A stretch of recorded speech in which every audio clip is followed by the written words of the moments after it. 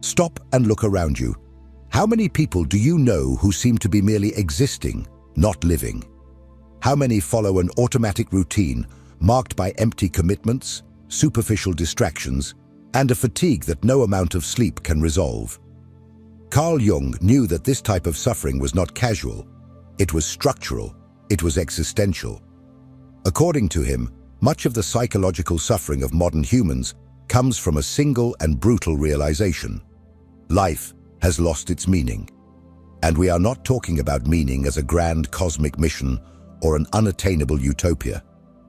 We are talking about personal purpose, about alignment between what one does and who one is, about living according to an internal truth, and not under the external demands of a world that idolizes success but kills the soul. Jung observed in his patients that the deepest symptoms, anxiety, depression, apathy, anguish, often disappeared when the individual began to build a meaningful life. Not when they took medication, not when they made money, but when they found a why. Because deep down, you can endure almost any pain if you know why you are living. But without that meaning, even the most intense pleasures become mundane.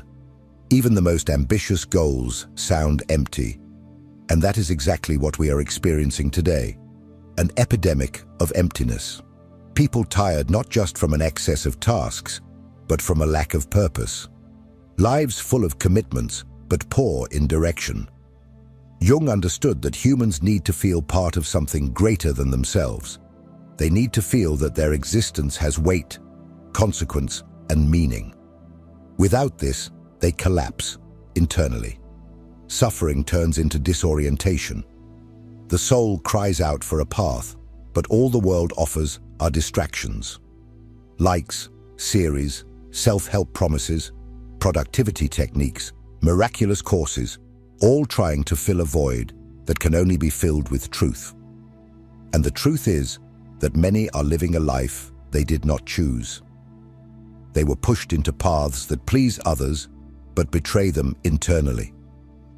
They chose professions that have no connection to their values. They maintain relationships that weaken them. They inhabit cities that suffocate them. They repeat routines that erase them day after day. And the body feels it. The mind collapses. The soul contracts. There is no remedy for the absence of meaning. Because what is missing is not serotonin. It is direction. It is not dopamine. It is identity. And this is where Jung's deep psychology becomes urgent. Because he did not simply want people to function. He wanted them to live authentically. To have the courage to say, "This life is not mine, and I refuse to continue like this." But how to do that? How to start rebuilding meaning when everything around you seems designed to distract you from your essence? Jung had an answer. The reconnection with the unconscious. Because it is there, in the forgotten parts of oneself, that the key to your purpose resides. And that is what we will explore in the next part. How the unconscious, far from being just a repository of traumas, can become your greatest ally in healing. Because perhaps what you most avoid facing is exactly what you need to discover in order to finally live with meaning. If what you're hearing resonates with you, you'll find real value in my ebook, Beyond the Shadow. It breaks down Jung's core ideas and gives you tools to understand yourself more deeply. Link is in the pinned comment. Most people want to heal, but almost no one is willing to pay the price of healing. Because, contrary to what common sense sells, true transformation does not begin with positive affirmations or the creation of new habits. It begins with a confrontation, a dive, a descent into the depths of one's own soul. And that is precisely what Carl Jung taught us. There is no healing without contact with the unconscious. But what is this unconscious? For Jung, it was not a mere repository of repressed memories or past traumas. It was an entire universe, vast, symbolic, that holds all the parts of us that have been forgotten, denied, abandoned. Our most authentic impulses, our deepest fears, our most painful truths. Everything you tried to ignore is there, waiting. And why does this matter? Because what you do not face in the unconscious begins to govern your life without you realizing it. Jung clearly stated, what you do not bring to consciousness returns as fate. You think you have bad luck in love, but you unconsciously repeat the same patterns. You think you are sabotaged at work, but you unconsciously fear success. You think you are a victim of the world, but you are being controlled by old traumas that you have never confronted. The unconscious is like a dark mirror. It reflects exactly who you are, not who you would like to be. And that is why it is frightening. Because it shows truths that hurt. Because it reveals the facade of the masks you created to survive. Because it demands that you abandon the fantasy of control and embrace the reality of your inner complexity. But here lies the paradox. It is precisely in this confrontation that healing resides. Because the more you deny the unconscious, the more it dominates you. The more reactive, impulsive, and fragmented you become. On the other hand, the more you integrate it, the more whole you become. Jung called this process the expansion of consciousness, and it only happens when you stop running away and start listening. How to do this? Through dreams, symbols, art, silence, meditation, analysis. The unconscious does not speak with logic. It speaks with images, with sensations, with emotions that seemingly arise from nowhere. But it is not nothing.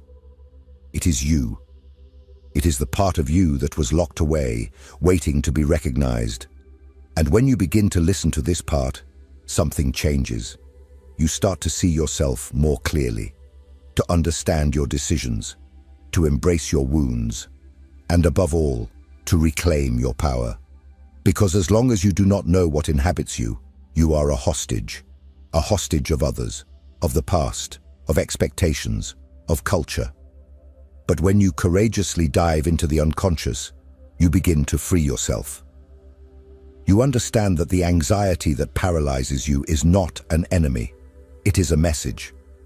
That the sadness that visits you is not weakness.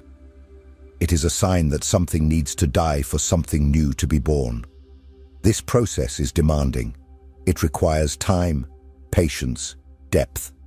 It requires you to abandon the comfort of the surface. But it is also the only path that leads to authenticity.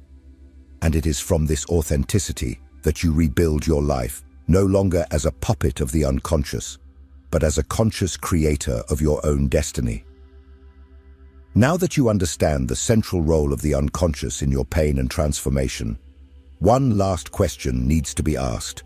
What is preventing you from starting this journey? Why do so many people, even aware of all this, remain paralyzed, living on autopilot, repeating the same meaningless life? The answer lies in fear. In the fear of change, in the fear of loss, in the fear of abandoning everything that is familiar, even if it is destructive.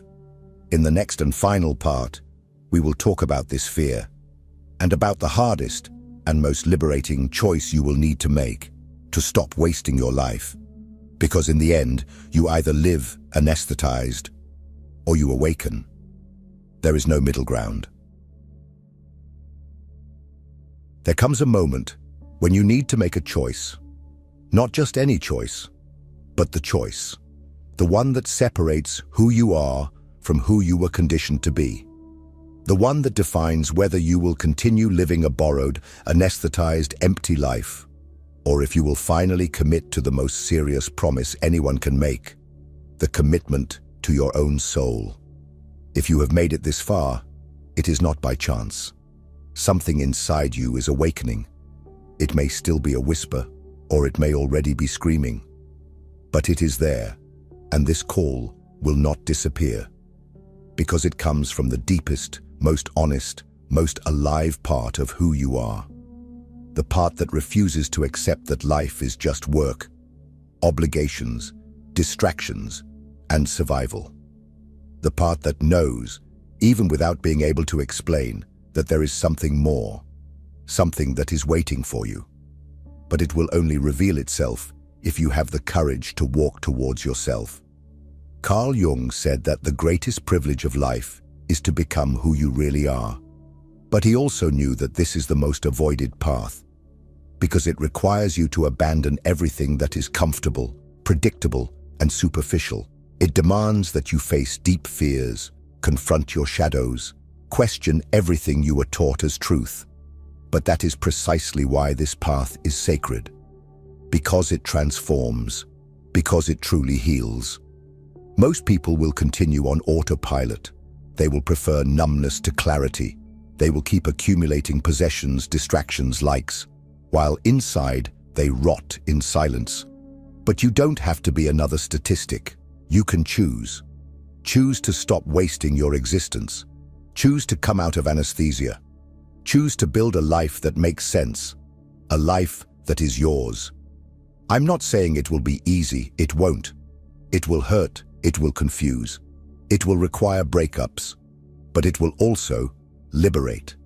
And there is nothing more powerful than an awakened soul.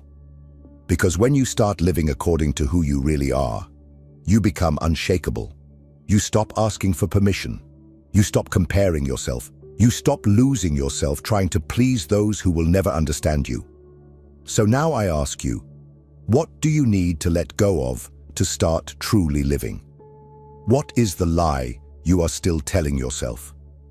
Comment below. It doesn't matter if it's a sentence, a confession, or a question. The simple act of writing is already a step out of numbness. It is already a gesture of presence, of choice, of awakening. And if this video moved you, if some part touched a wound or ignited a spark, then you need to watch the next video. Not because it is a continuation, but because it is important. Because if you have made it this far, it is because you are ready to go even deeper. And now, more than ever, it is time to continue.